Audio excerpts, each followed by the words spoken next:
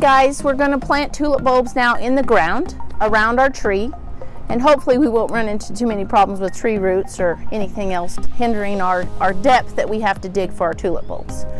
I have chose not only tulip bulbs, which I have this ice cream tulip. Isn't that pretty? That white in the center, and then it's accented with some pink.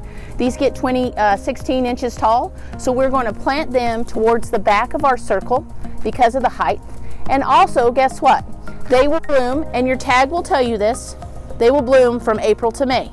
They must be planted from September to December because, again, fall bulbs, spring bulbs, whatever you want to categorize them, need to have 3 weeks of below freezing temperatures to force them to bloom. Then in the center, we're going to plant us some hyacinths. Have you guys smelled hyacinths before? They're divine. They smell so good. They are stacked, their blooms are stacked in that really deep blue. So I thought the pink and the white would be good accented with the blue. And again, if we look on here, they'll get 10 inches tall. So we're 16 inches tall, 10 inches tall, and they'll bloom from March to April. What did these bloom? Do you remember? April to May. So we're going to have different bloom times. So we're going to have this earlier than this, which is okay, because it's going to stagger out some color for us in the early spring. And you all know in our country, it's brown and windy and dirty. So any kind of bright spring color is awesome, awesome, awesome. And then we're going to do a daffodil. And the daffodil, that yellow, is just striking, a really phenomenal color. Some people think they look like little teacups, you know, Willy Wonka. Anyway, these are going to bloom from February to May. So we're going to have this yellow before any of the other color, and it's going to last all through the other color. So isn't that a good idea to stagger the varieties of your bulbs and the heights? And these will only get 6 inches. So these tags are not only put on packages so you know what you're buying, but it'll also, if you read on there, it'll help you be as a productive gardener as you possibly can be. So we're going to start with the pink ones, and the pink ones, we have 6 bulbs in there. So I'm going to set this guy to the side, and we're going to just concentrate on these 6 tulip bulbs. And this one we have and yes, it's old and rusty, but it still works and it's great. So we have a tulip bulb planter. And this, what does this say? This says the recommended depth, the spacing is 6 inches. We can go a little bit further or a little bit closer, however full and thick that you want your bulb circle to be as it grows and matures. So you see I stuck that down into the ground, I twisted it and turned it, and now I got the soil and I've got me a 6-inch hole. See, pretty effortless, right? So we're going to do that hole. We're going to do our holes for our tulips first. I only have room before I have to move, so I'm going to do 4 tulip bulbs, and I'll save the 6 for the other 2 for the other side. So I'm using Happy Frog bulb food fertilizer because we don't have the greatest, richest soil. So I'm going to try to make my bulbs be the best that they can be by giving them adequate food, moisture, and amenities they need to produce those flowers that I'm planting them to produce. Always, always, always plant tulip bulbs with the point upward, the flat part down, and make sure your bulbs are white in color and firm to the touch. So these are good bulbs. We're going to lay them in there. And again, I'm going to make sure my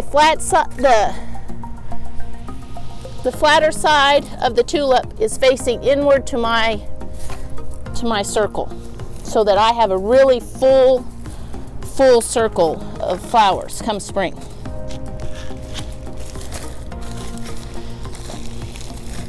Now I'm going to plant the hyacinths. The hyacinths are different size and different color, and we're going to stagger between the holes of the tulips.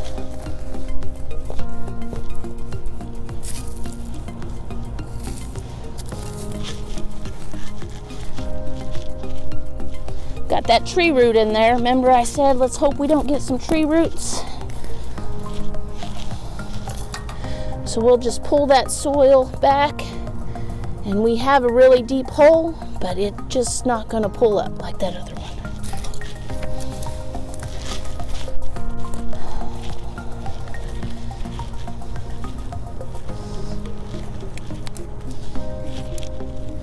Again, I'm going to put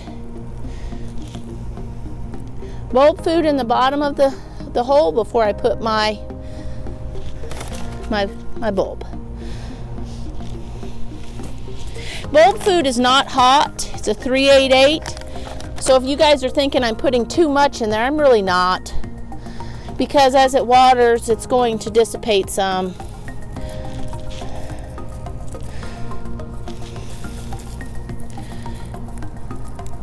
And I'm really not putting in that much. So now we have our hyacinths planted. We're going to stagger our daffodils. And our daffodils get 6 inches. Hyacinths get 10. Tulips get 16. So small in the front.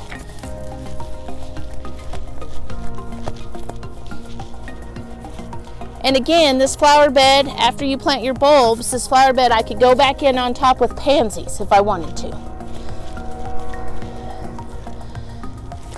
And as you see, I'm planting around my perennials of the coreopsis.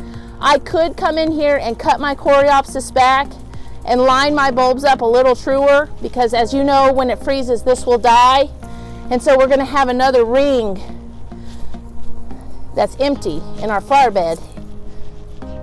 So you can come in and stagger your bulbs in between your perennials to eliminate that ring.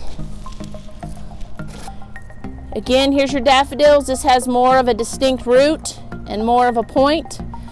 The little leaf's going to emerge first, so we're going to plant that towards the center, remember?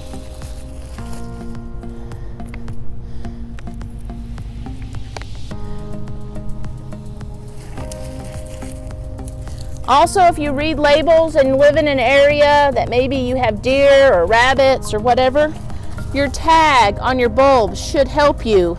This is fragrant, it's going to smell awesome. This is deer resistant, so your deer isn't going to bother it. Again, deer resistant, very fragrant. This one here is going to make beautiful cut flower, and it's also great for a patio container. So now I'm going to cover up my holes, now that I've spaced them accordingly and I didn't get lost. I didn't plant one in there, guys. All right. If you have soil that you think is too root bound or is not going to work, you can always use some fresh potting soil to add back over the holes of your bulbs. And then I'm going to take my bulb food and I'm going to